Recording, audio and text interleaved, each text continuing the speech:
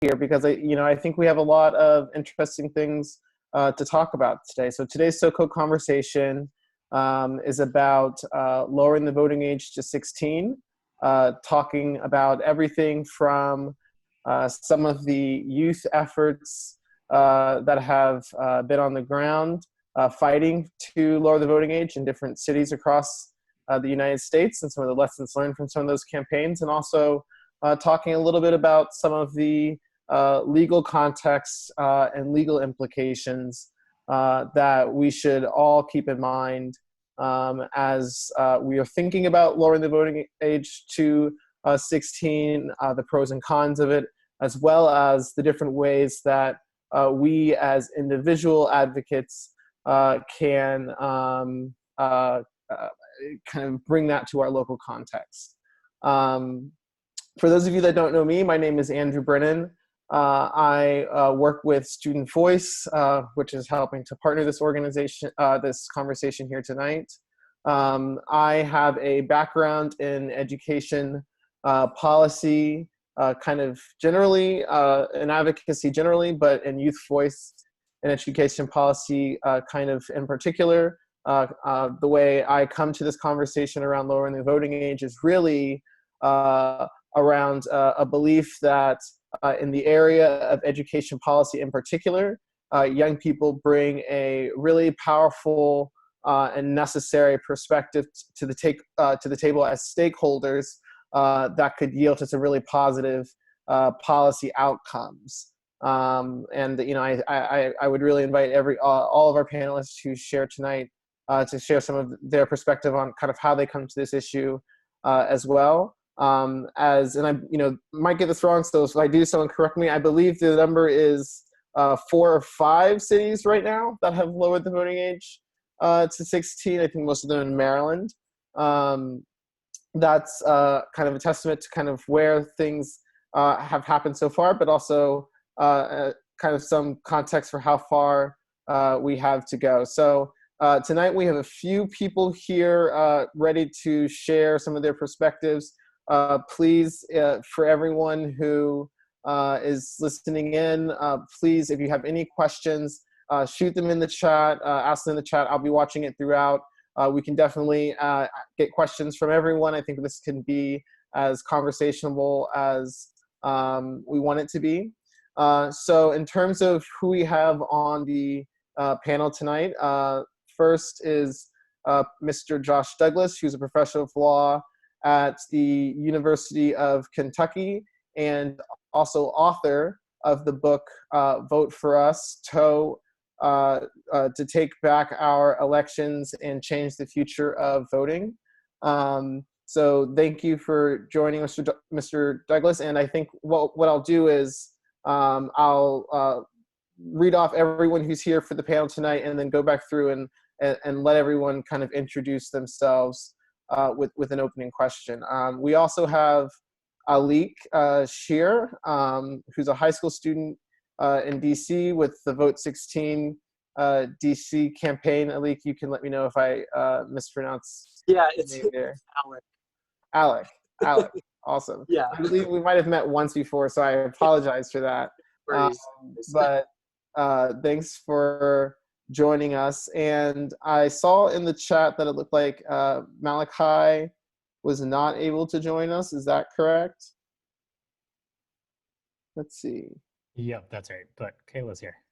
Okay, cool. But Kayla is here. Kayla Morrison, a high school student from Colorado, Student Voice, Student Vote. So thank you, Kayla, for being here as well. And then also Brian Connor, who's the president of the National Youth Rights Association. So thank you, Brian. So I thought, Professor Douglas, maybe that we could start with you. I'd love if you could give everyone a background around the issue of lowering the voting age to 16, kind of where the legal power lies, and maybe a little bit around the last time we lowered the voting age in this country. Sure. So thanks, Andrew, for inviting me. Andrew and I go way back because Andrew used to live in Lexington, Kentucky, where I am, and his dad was the dean at the law school where I teach at the University of Kentucky. And so it's good to see you again virtually. So I study voting rights and election law, and I teach a course called Election Law to law students. I also teach constitutional law.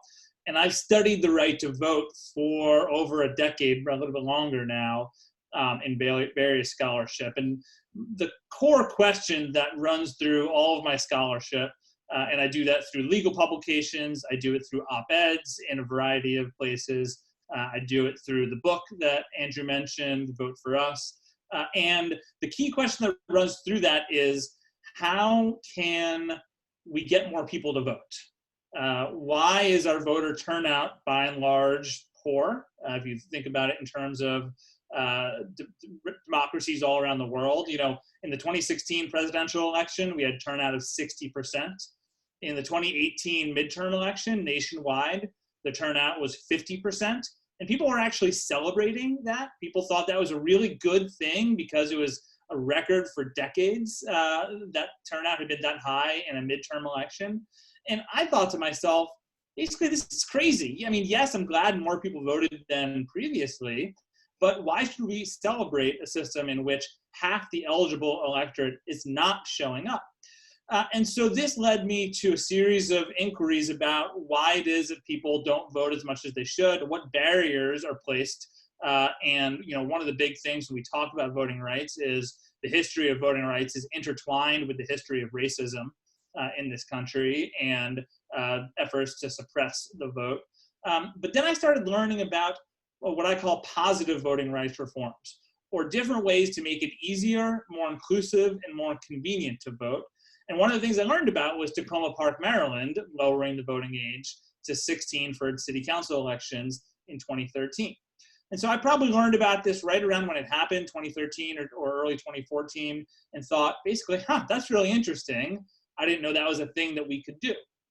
And so that got me thinking and looking at the legal landscape as to how we can lower the voting age. So Andrew asked me to provide a little bit of context of the last time we lowered the voting age nationwide, and then the legal landscape of lowering to 16. So I'll try not to take up too much time, but I'll just give you a couple minutes here, maybe 2 or 3 minutes of an overview. So we lowered the voting age from 21 to 18 through the 26th Amendment to the US Constitution. Now, historically, the voting age was 21, stolen from British common law.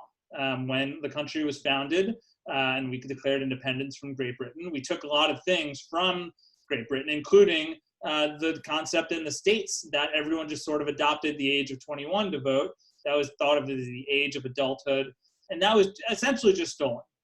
Why 21? Well, actually, 21 comes from medieval times, because that was the age at which men, and it was just men, were thought strong enough to wear a suit of heavy armor, and so therefore could be knighted. And so, you know, this really goes back to the Middle Ages of why 21 carried throughout Great Britain, and then when our country was founded, still at 21 based on British common law, and the state sort of plodded along that way. Well, in World War II, Congress thought we needed more soldiers, and at the time, the draft age was 21. And it said, well, we need more soldiers to fight in this effort, so we should lower the draft age to 18.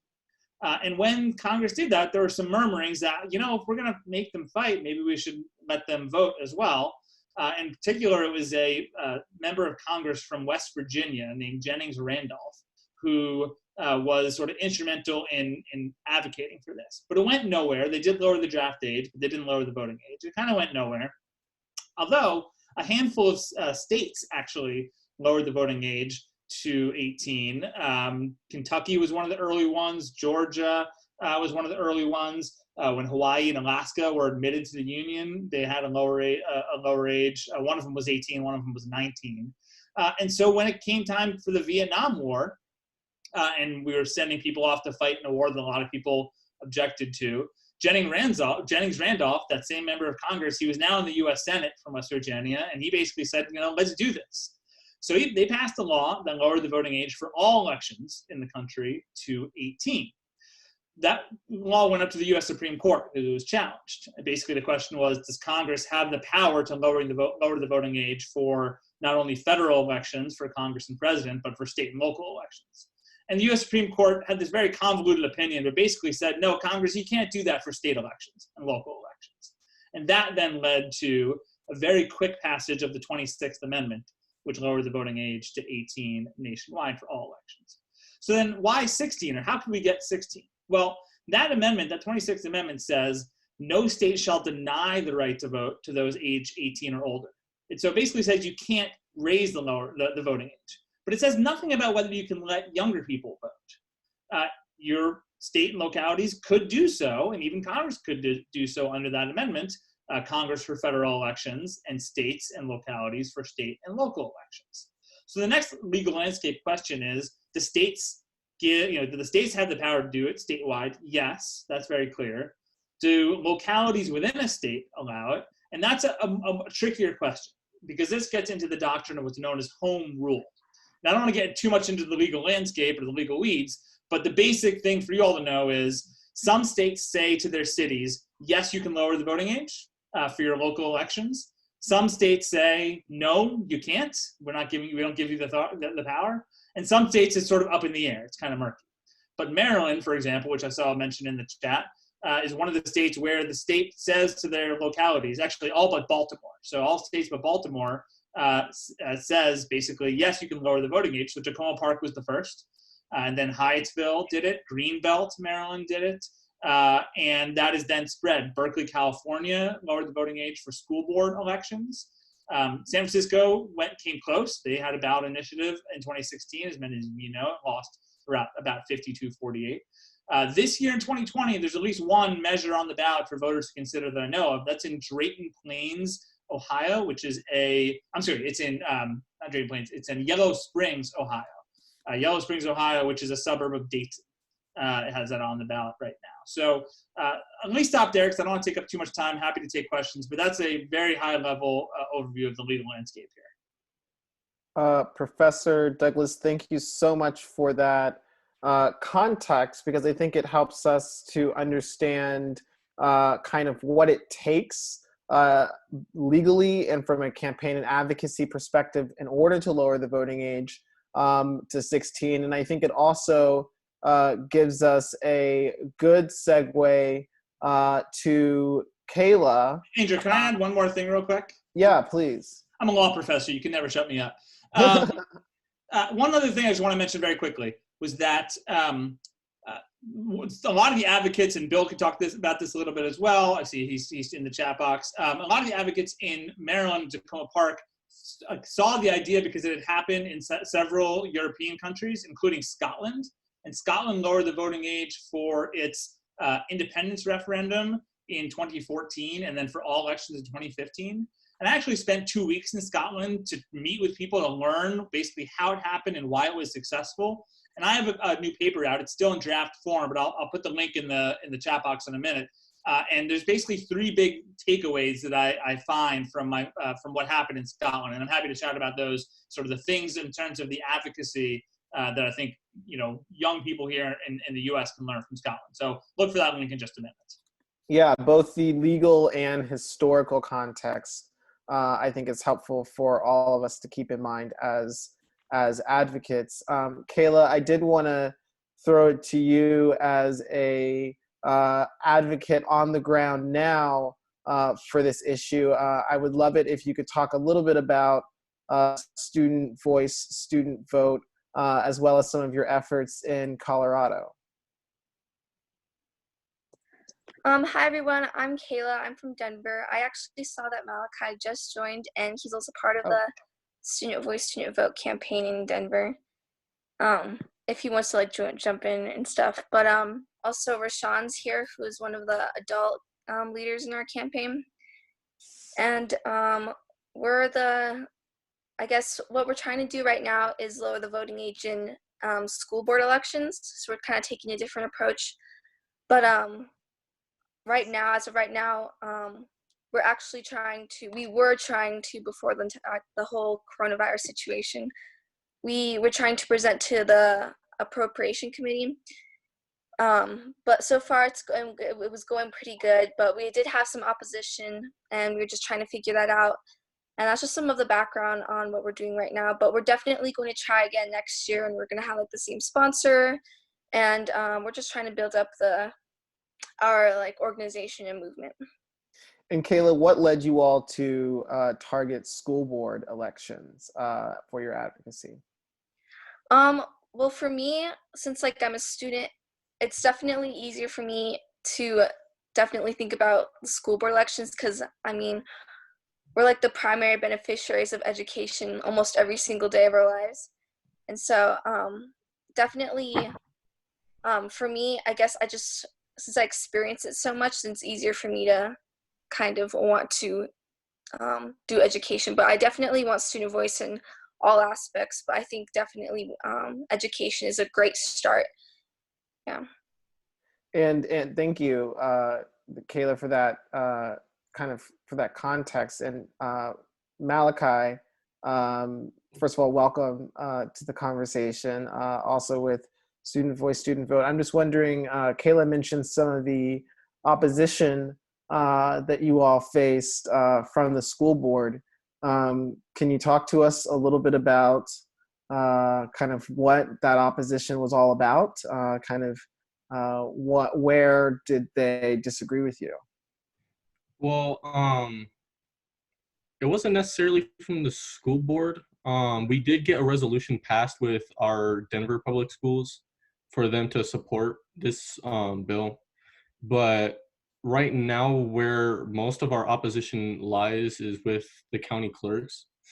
They are working on a new voter registration system, and that it's kind of hard to explain. Like they think it would be a waste if they weren't able to implement this before if they had to implement us into the old system just for them to upgrade, they think that'd be a waste of money. Pretty much what they want us to do is to wait until they can implement this new system.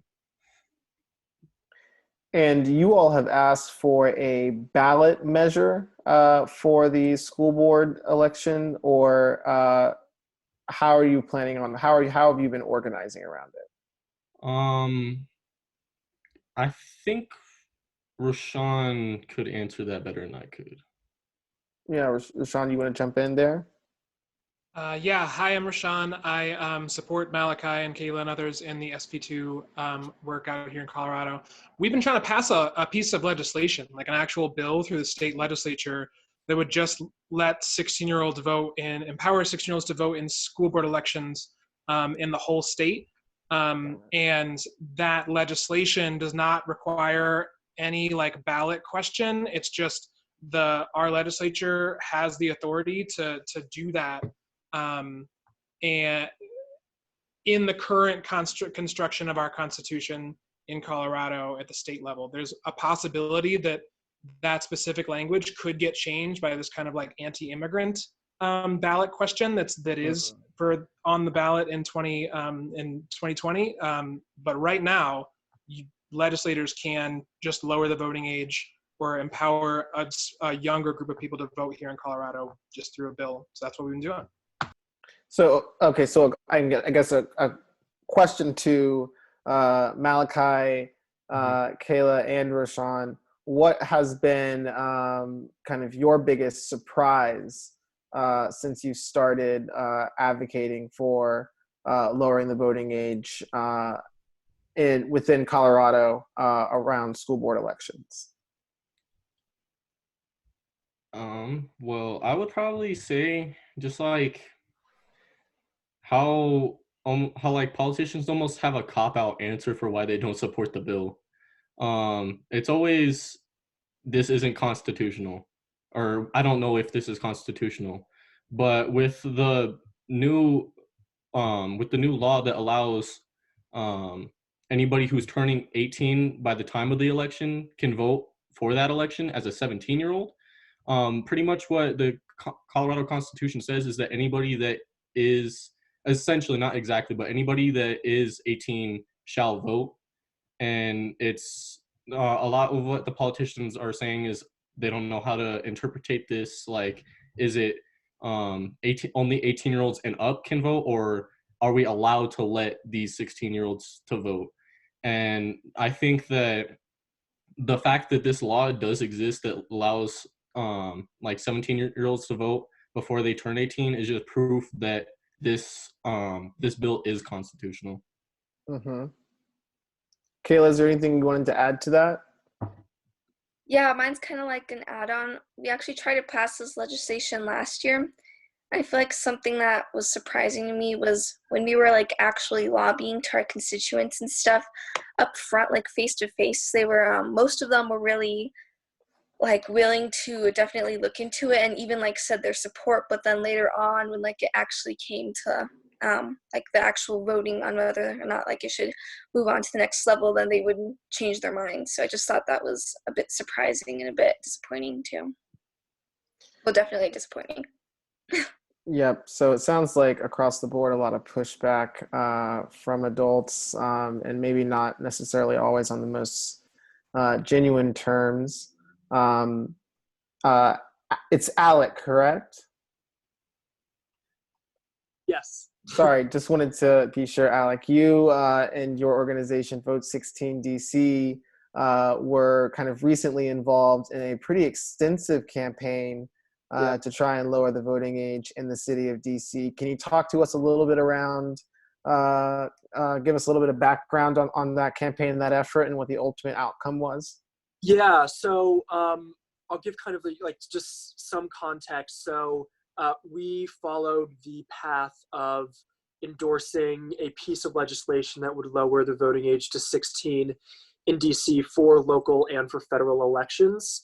And that simply had to be passed by our city council by 7 votes, and then be signed off by the mayor. It would sit in Congress for a little bit, but we kind of had the idea that it would, if it were to pass locally in DC, that then it would become law, even with kind of the whole home rule shenanigans that we have here in DC.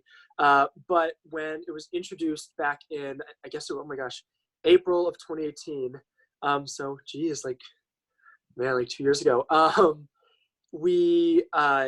The council member who introduced it, the bill had 7 co-sponsors.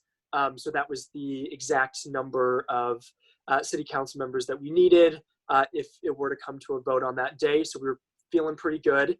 And we followed kind of a media and a council member by council member specific approach to trying to get this passed. So we did a couple of like national media things and local media slots to kind of just get the word out there, because we found that a lot of people are really hesitant at first, but when they hear young people on the ground who actually talk about some of the things that they're really passionate about, they usually kind of change their tune a little bit. So we wanted to get our voice out there as much as possible. But then we really then tried to hone it in specifically to each council member that we, were trying to flip. So one of our at-large council members is a huge voting rights advocate, which is why we really wanted to target her. But she also was really passionate about like broadly expanding voting rights. And so we talked a lot about, making voting a habit and making sure that we can, when we have 16 and 17-year-olds voting, that habit is then established in a, more concrete time of our lives when we're in high school, not when we're, moving off to college or, doing whatever else comes after high school for a lot of people. And that was a really good argument for her, because she wanted to improve voter turnout across the board. But then for another one, it was education. So we wanted to talk about how we were going to, improve civic education as well as lower the voting age, and how those two issues go hand in hand. And so we kind of focused on that approach. And when it came time for the vote actually to, for the vote to, kind of come and for the council members to vote on it, we started to expand our approach to include more grassroots organizations, so to include more youth-led organizations in the city, as well as other like adult-led organizations that are, passionate about getting progressive legislation passed, to kind of help us when the day came to tweet at council members and to call their offices and to make sure that they, didn't fall to any tactics that were used by some of our opponents on the council. Those failed, unfortunately. Very last minute, we actually had two of our original co-sponsors on the bill flip on us for the second vote, and so the amendment didn't necessarily fail, but there was a proposition to table the amendment, and that's what eventually then got a majority vote. And so not failed, but not successful either. And so now me and a couple other youth leaders in DC are trying to focus on making sure that in this election year, every candidate who is running for a local seat in DC knows about this issue, and we have them on record saying that they do or they do not support this issue. That has been kind of curtailed because our main goal was to get young people to campaign events and ask them directly. And so that kind of, isn't working out the way that we hoped. So we're trying to adapt our plan a little bit. But we have the opportunity to really get ahead of opponents and make sure that we not only have progressive people who are getting elected to the council, but we make sure that they go in there supporting our legislation as well. So, Alik, thank you for giving us kind of that context as well as that look into some of the tactics that you and your fellow advocates were employing in the DC campaign. I just want to take a second to remind folks, if anyone has questions, please go ahead and throw them in the chat. For any of the folks that we are hearing from here tonight, I think they'd all be happy to respond to your questions. But Alik, it really, I think what always strikes me about the campaign that you all led in DC is just the kind of the drama of that last second council member turning on you all and causing the bill to be tabled. Can you talk a little bit more about kind of what happened around that moment and what you and the other students were feeling and what was going on there? Yeah, we were definitely taken a little bit by surprise. And because by that point, we had already actually secured an 8th supporter of the bill, not an original co-sponsor like the original 7, but we were like, okay, now we even, we felt great out of the gate because we had the 7 and we just wanted to build from there. And so we were feeling pretty good going into that day. It passed the Judiciary Committee, which was chaired by the council member who introduced this bill in the first place. And it passed that unanimously. And so we were feeling pretty good that it was going to pass the council and that, we could kind of, make this a big thing. And so we were a little taken aback when we were hearing some reports that there were some behind the scenes negotiations and talks that were happening by some of our fiercest opponents. And so we essentially then, probably a couple hours before the vote, tried to utilize social media and grassroots organizing in like its most rawest and purest form. And so like I was like walking in, like between classes because I still had school, so I was like walking to my next class, like calling the council member's office to make sure that they didn't flip. And we were like tweeting fiercely and making sure that we had people who even, we just knew, like mutual friends, to tweet at them or just like our tweets so that the notification would pop up. And then we just, there was an original vote that was introduced to table it, and that failed. And then there was a lunch, and then the council member who ended up deciding the fate of that bill all of a sudden came out from that lunch really skeptical of the idea of young people voting without a civics education program set up in public and charter schools in the district. And so he actually posted something on Facebook. And so we like stormed that Facebook post and like commented like, this is a great idea, basically all of our talking points. And, you know, tried to talk with them. We had some people come down. I mean, it was just, I don't know another word for it, but just like kind of chaotic and not planned at all. And so we were not planning for this moment at all. And so it took us by surprise, and it was a shock to a lot of us. But I think it was a really good lesson in the way that politics works when we don't have a direct action to counteract what your elected officials are doing. That was something that we had been saying when we were talking with people, kind of the idea that, you know, young people have nothing that politicians want.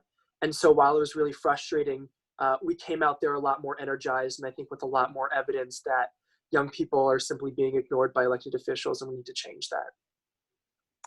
Yeah, and one of the things you said that really resonates with me is this idea that we, you know, as student advocates, as student activists, needing to be checking our phones in between classes and trying to figure out what we're doing in between everything else that's going on. It really is the case for us that many of the decisions that most affect our lives are made during times when we are supposed to be in schools.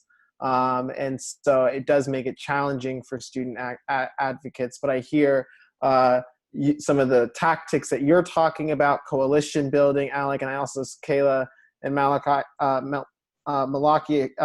hearing about some of the tactics that you all have talked about in terms of identifying the correct decision makers.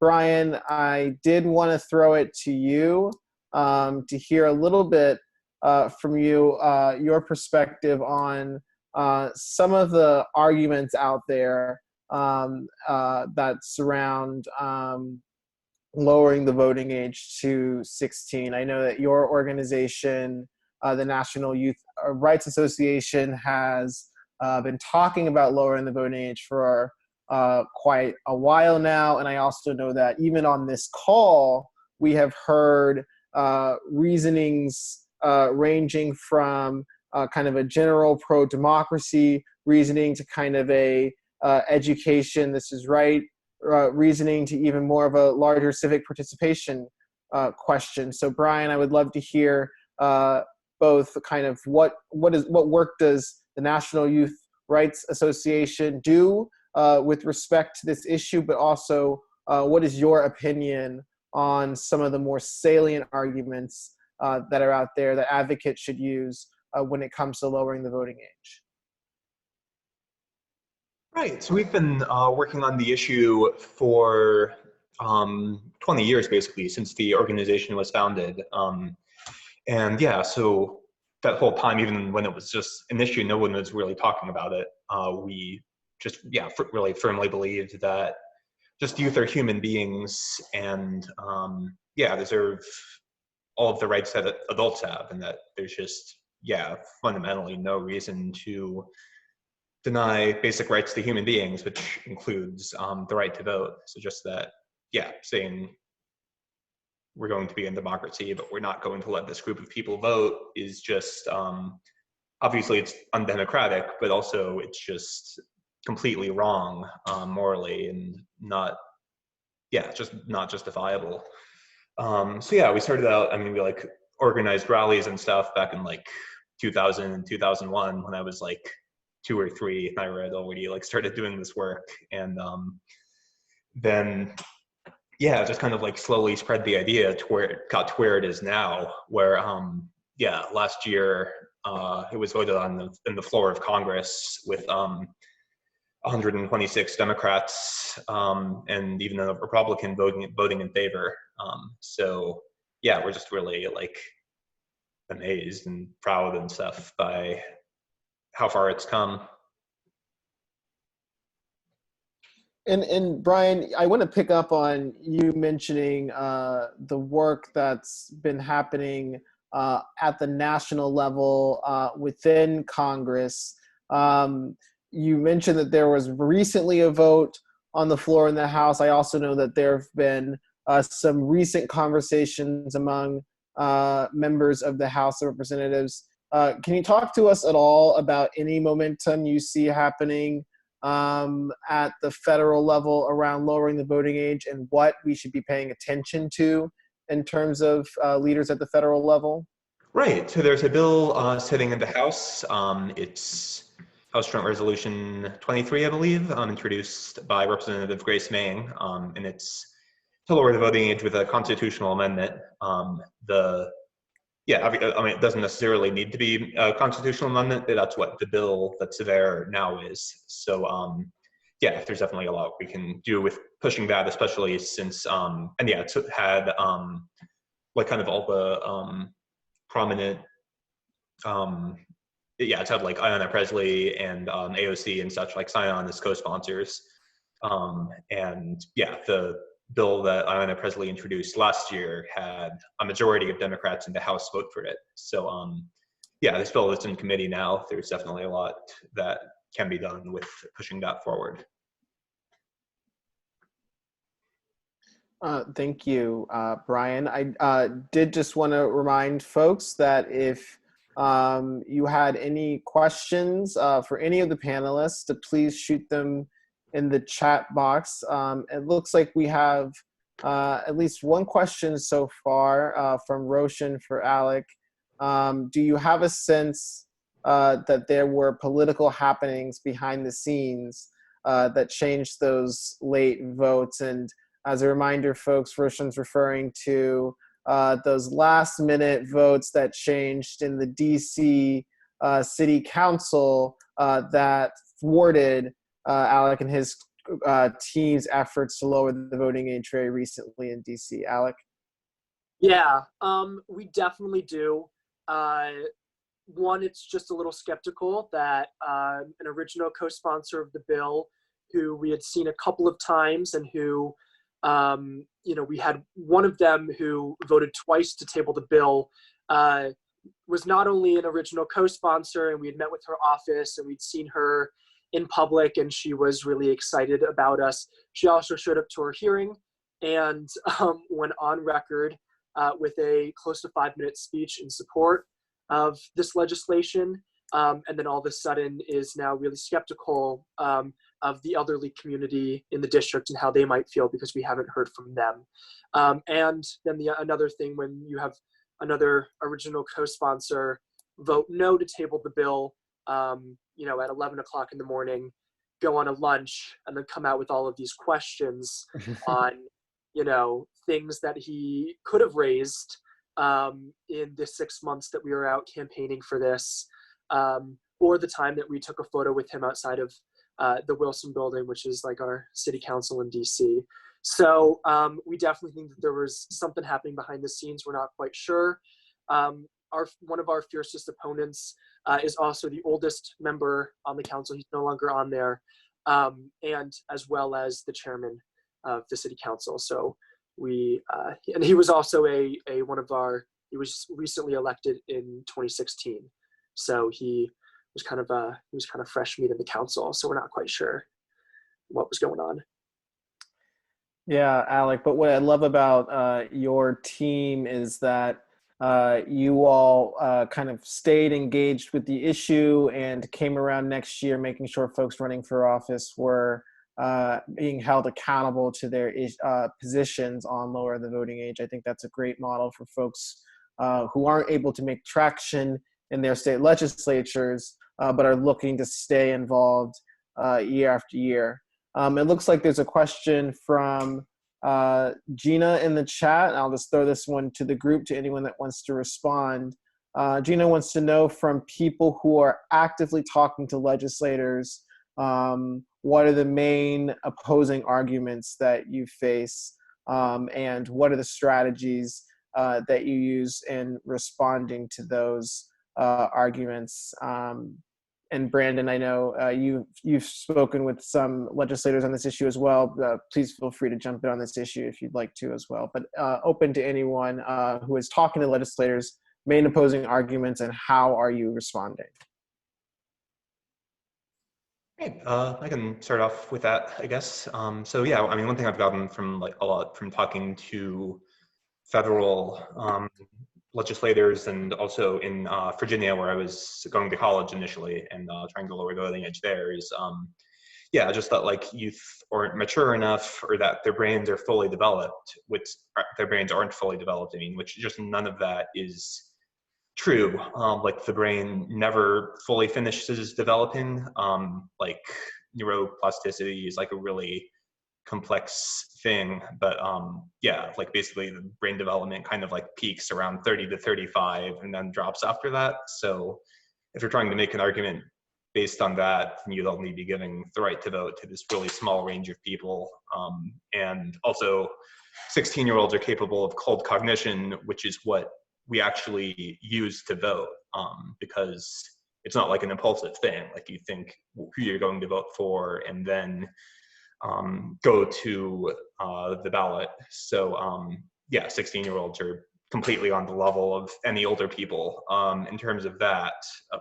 And then also, even if it was true that their brains are less developed or something, or they're less smart or whatever, like that whole idea is basically kind of ableist. Like we don't, with adults who have certain disabilities or whatever, we don't prevent them from voting, or when we do, that's generally recognized as a problem. So it really, yeah, shouldn't matter how much someone knows. Like lots of adults like don't know that the earth revolves around the sun and stuff. There have been like these studies showing just, yeah, how little a lot of adults know. So yeah, the idea that you're just going to say that people under this certain age don't know enough or aren't smart enough or whatever to vote just doesn't make any sense. Yeah, I wanted to say that with any pushback that we get from elected officials, and that we usually hear that, you know, oh, you know, there's, you know, you guys aren't fully developed yet. You know, we can go through all of them until the cows come home. But one thing that I have found that is really, really useful, and that was like the first thing that we would kind of take into a meeting is some sort of a personal story.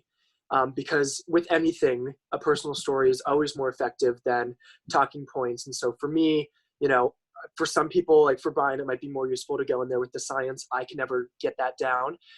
So I would go in there, and me and a bunch of my friends would just tell our stories and tell elected officials who we are and what's at stake for us in participating in a democracy in which we have decisions made on our behalf every single day. And so we had people who, you know, have to work multiple jobs in order to provide for their families. And so they want to make sure that they know where those tax dollars are going, and that, you know, they can hold their elected officials accountable when they have developers in their area trying to hike their rent prices and trying to kick their families out of their homes. We have young people from every background, and that was something that we tried to highlight. We had young people from every background, from every walk of life, and that was what was so unique about our campaign. And that was so unique about this new generation of voters, that they could be giving access to the ballot box, because a large majority of 16, 17-year-olds in the district are youth of color. And so while we're talking about this issue being an issue on education and an issue on you know, climate change or housing or any other issue, it's also an issue of civil rights and of racial justice. And so that was something that I found really powerful.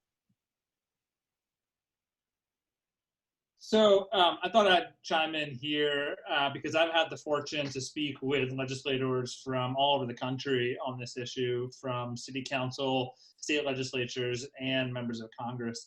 And I think that the main objections that I hear come in three categories. One is exactly what Brian mentioned and Alik alluded to as well, in terms of the, 16-year-olds are not mature enough, their brains aren't developed.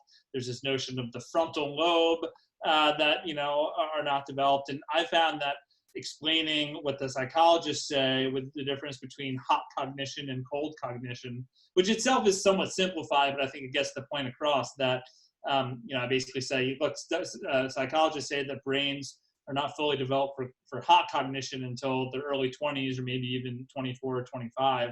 But there's pretty much a consensus among psychologists or those who study cognitive brain development that brains are developed for cold cognition by age 16. And I think that really does, at least people who are willing to change their minds on this issue, that is very persuasive. The second category of objections I typically hear is that kids are just going to vote the way their parents do or their parents want. And I typically point to a study out of Scotland involving the independence referendum in 2013 that I referenced earlier, in which about 60% of 16 and 17-year-olds said they were voting the same way as their parents on independence. And that's kind of a shocking number if you think about it, because if it were random, you'd say 50% of younger people would vote the same as their parents. And you would expect, at least because you're brought up with the same kinds of political values in theory, that you'd have, I don't know, 80% congruence between what young people believe and what their parents believe. So 60%, I think, is a really interesting number that shows that young people are having independent voices, having independent thoughts. The third bucket of objections I typically hear is that this is just a ploy to elect more Democrats. And this is an objection that I think the movement really needs to grapple with a lot. And this is one of the lessons I think that really needs to be taken from Scotland. The push to lower the voting age in Scotland initially was for the independence referendum, and it was backed by the Scottish National Party, one of the main political parties there, in an explicit and overt effort to try to win the independence vote. And so the Conservative Party was against it, because the Conservative Party did not want independence from the United Kingdom, and saw the SNP, the Scottish National Party, as trying to lower the voting age as purely a political ploy to win the independence vote.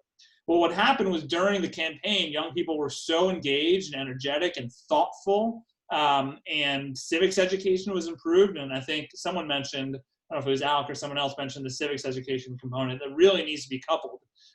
And so what I think the danger of the movement in the US is that you see this happening in mostly liberal cities. You see this being backed by mostly Democratic lawmakers. And I think what the movement really needs to do and is not doing well enough to counter. I mean, so you have the arguments of how to counter this, right? We don't care how people vote. The Republican Party should also be in favor of this because they can create a whole new generation of Republican voters. But I really think what's important is to find some Republican co-sponsors, find young people who are conservative, who want to join the movement and understand why it's important, and hold up the Republican legislators that have come out in favor. So that bill that I think Brian mentioned in Congress that Ayanna Pressley sponsored, there was one member of Congress who was a Republican from Texas who voted yes. That person, in my view, has not been embraced in the way that I think the movement should embrace that person, hold that person up as a model for good thinking making, good decision making, and try to create partnerships. There are some Republicans in Massachusetts and California that have sponsored these bills. I have a list of them in my article about Scotland, which I'm happy to send around. And I think to really have success and to take away that talking point, which is a big objection, there needs to be Republicans among youth and Republican legislators and council members, lawmakers who will come on board. Thank you, Professor Douglas, for those perspectives, which I think come from many conversations with lawmakers across the country and maybe even the world, actually, and a very good call to action for us to remember around whether or not this is a movement that is going to be very kind of liberal, democratic focus centered, or is this something that's going to be really nonpartisan as it can, and so, even while being very political. And Alik, I also did want to call out to your kind of call for us to think about this issue intersectionally, and I do think that that's important, particularly given the fact that some of the campaigns surrounding the last time we went to lower the voting age from 21 to 18 were fairly intersectional campaigns in and of themselves. Looks like we have about 5 minutes left here. I think that should mean we have time for another question. I see a question from Roshan. He's talking about how in Colorado they've made the strategic decision to go for lowering the voting age in school board elections only as a kind of first step, a small step to get the foot in the door around the issue of lowering the voting age. For advocates on the call who have thought about this strategy or who have seen this strategy take place in other jurisdictions, what are your thoughts on that? Do you think that's something that silos the issue of lowering the voting age to be too much an education issue, or do you think that's something that it can be successful in warming people up to the issue and opening the door for a broader conversation in following years?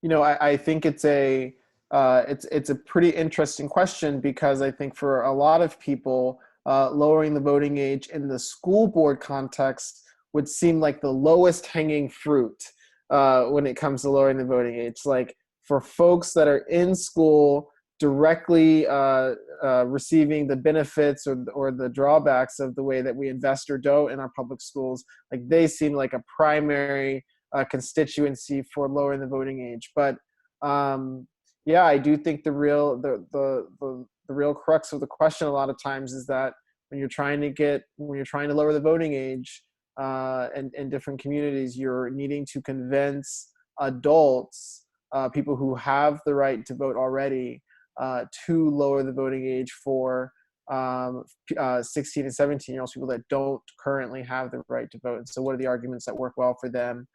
This idea of school board as a first step seems to me like something that could be really interesting.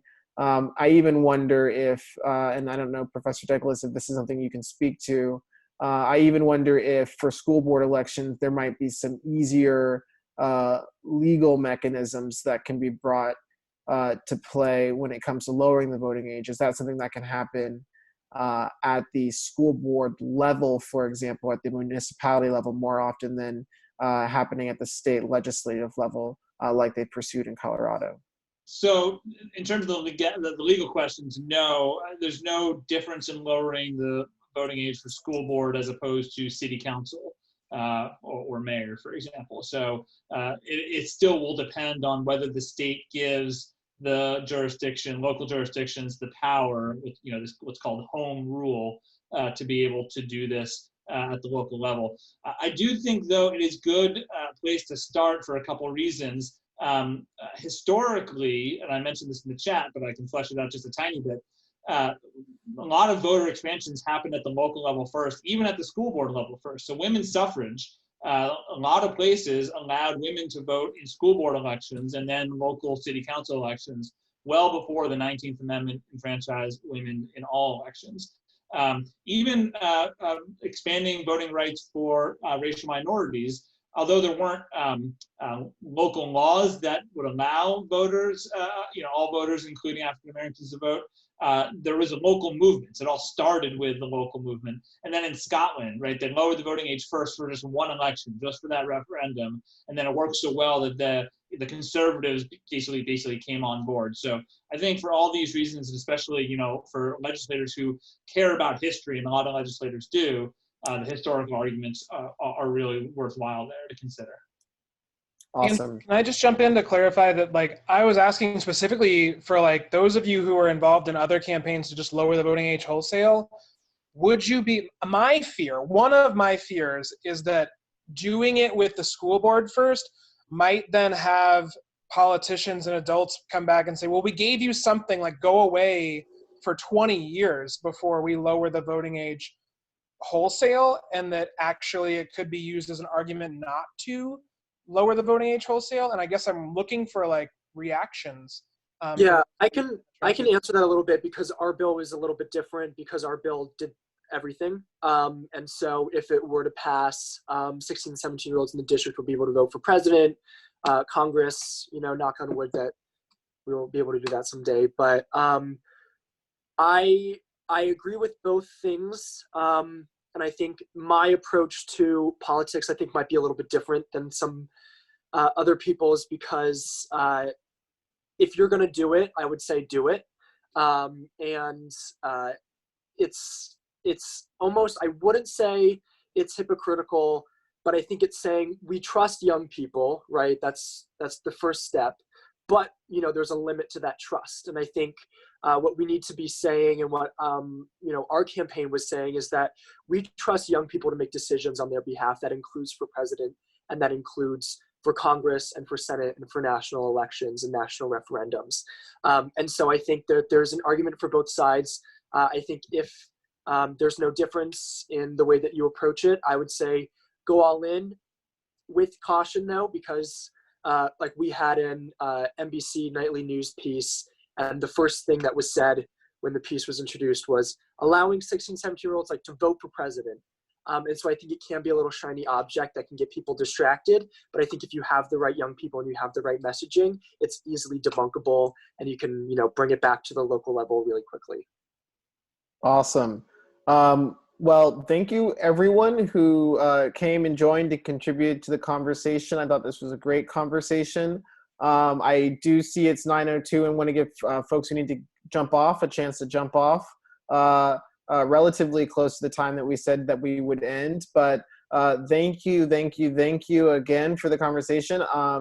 We're going to put some information in the chat about how you can get involved with efforts to lower the voting age. Brandon, I hope you'll put some information in the chat from Vote16 USA and the Project Through Generation Citizen on how to get involved. I think I'll also drop a link in the chat to a Slack group that has advocates from around the country just talking, learning from each other around lowering the voting age, if that's something you'd be interested in joining. But thanks for joining this week's SoCo, and I hope everyone has a really good evening. Thanks a lot for a great conversation. Thanks, Andrew. One quick plug for high school students here. We're currently running a Vote16 multimedia storytelling contest, calling all high school students to share why they believe in lowering the voting age in whatever format they are most excited about, whether that's a video, a piece of art, writing, a TikTok even. You can find all the details at vote16usa.org, and we'll be giving obviously gift cards to 9 different winners in that contest. So check it out and spread the word. And thanks again, Andrew, for the fantastic conversation. Awesome. Thanks, Brandon. Everyone, have a good night, and thank you very much for joining us this evening. Thanks. Thank you. Thank you.